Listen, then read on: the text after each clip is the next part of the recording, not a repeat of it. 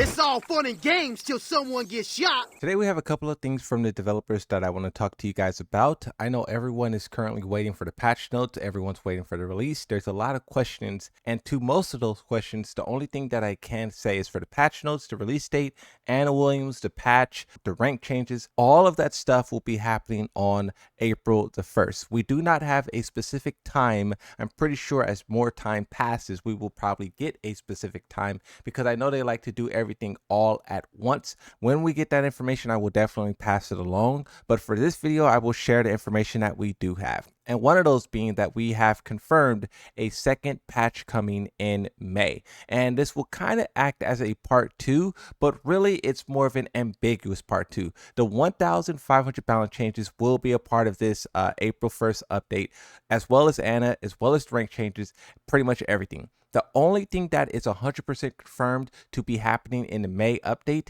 is, in fact, the chip damage on throw breaks revert. So when you're playing Season 2, you will see that in the game, to my understanding. But then in the next update after, they will remove it from the game. But then also they will do a couple of other things.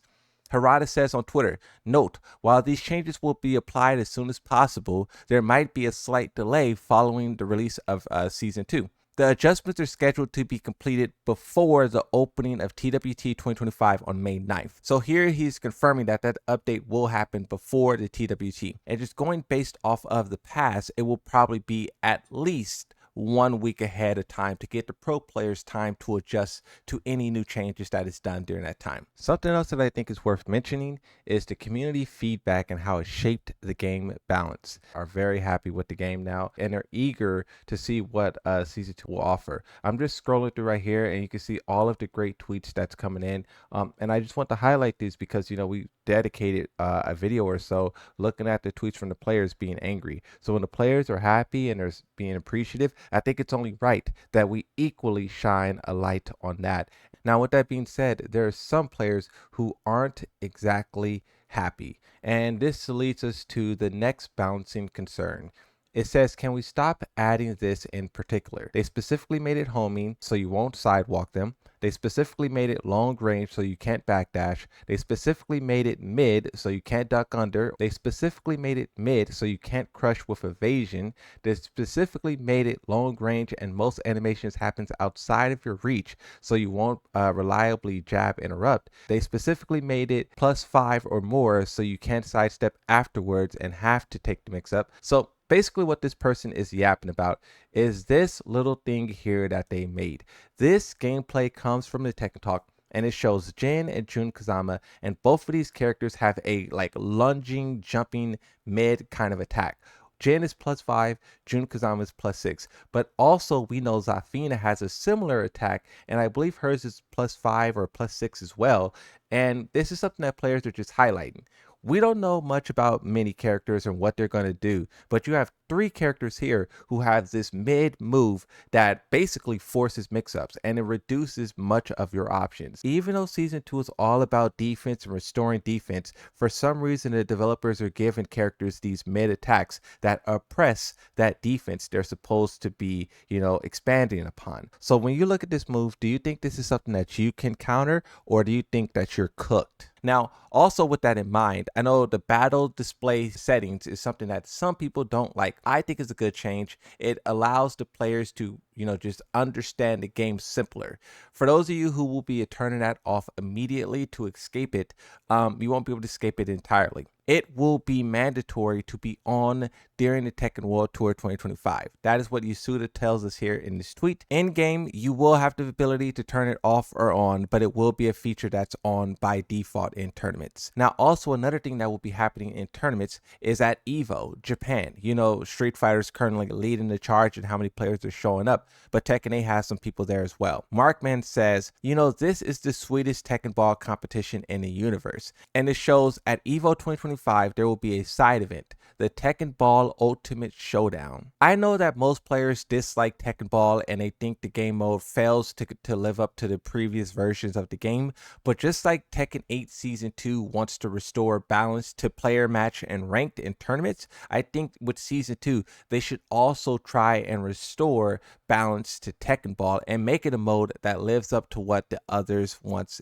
did. Now you had this weird Bandai Namco interview that Harada and Nakatsu did, and they were asked a lot of questions, and some of their answers is very interesting. So I'll read some of these as well. Tekken 8, which has changed its business model by suddenly releasing worldwide home game. But what other changes have been made? Harada says the number of young players has significantly increased. When the business model and release method change, the customers also change. The next question is, what is the current volume zone of Tekken? Harada says 25 to 6 years old. Similar to other fighting games, the Tekken series has succeeded in changing generations about once in 3 games.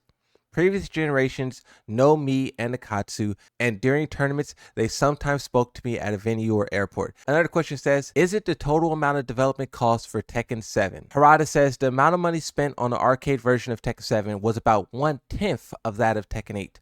I knew this era would come, but I didn't expect it to be so different. Nakatsu and the others worked hard, so I praised him 100%. This is where Harada in a news article started to talk a lot about arcades and how he is sad that it's gone. He was complaining that he couldn't put Tekken 8 in arcades for 1 to 3 years and develop the game over time and then release it into the home market. Now, from his perspective, he see it as like he just wants to keep doing what he's always doing.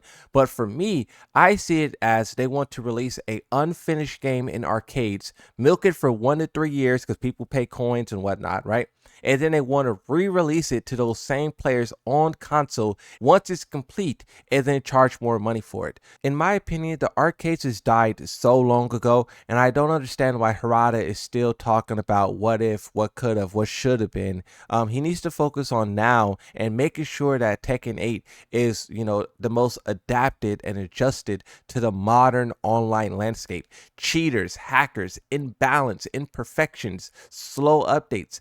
These are things that he needs to lock into and focus on and leave arcades in the past. I mean, at this point, who cares about arcades, right? Nakatsu says Tekken 7 sold 12 million. So there was also a challenge of how to change it from here. It was also necessary to make this system accept from casual customers to professional players. So basically, this is a little bit lost in translation, but what he's saying is he wanted to make it something different from Tekken 7, but also make it something that the casual consumers love, but also that fits the professional players and what they expect. Now, they struggled with that with Season 1, obviously. Season 2, they hope to restore the balance. Now, something that Nakatsu also says here, this is a little bit deeper into the interview where they're talking about what it's like to be a developer and how's their experience from past games, from, Tekken 8, factoring the future. And he says, when I was on the Soul Calibur team before, I wanted to strengthen the feeling that the attack was hit. So I went to talk to the people of the Tekken project. Then,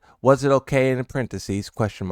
I'm worried, laughs. Basically, he is saying that he took his experience while working on Soul Calibur and he is applying it to Tekken. And the reason why I think this is interesting is because this is something that the Tekken Twitter was kind of highlighting. They were highlighting how there was a lot of Soul Calibur devs and DOA devs who are now in high positions within the Tekken team, and they felt that they were putting mechanics from those games and playstyles from those games into Tekken. And here you have Nakatsu kind of confirming that, where he said he did that a little bit, where he took his Soul Calibur knowledge and applied it to Tekken. Now, me personally, I don't view it as necessarily a bad thing. I think you can do both. I mean, I'm a Yoshimitsu main. Yoshimitsu has done both forever. Be a Soul Calibur character, but also a Tekken character. The way that you balance these characters and the trade-offs that you give them make it work. And I think with Tekken 8, the weapon users and just many other attacks, whether it be special attacks or just fists being thrown, the trade-offs isn't necessarily balanced. And once again, with Season 2, we hope that they will establish that balance. But I do think everything that the developers are talking about is pretty interesting. This really is diving deeper into Tekken 8 and kind of forgetting the arcade era, accepting the past, but also being open to the changes that will come in the future.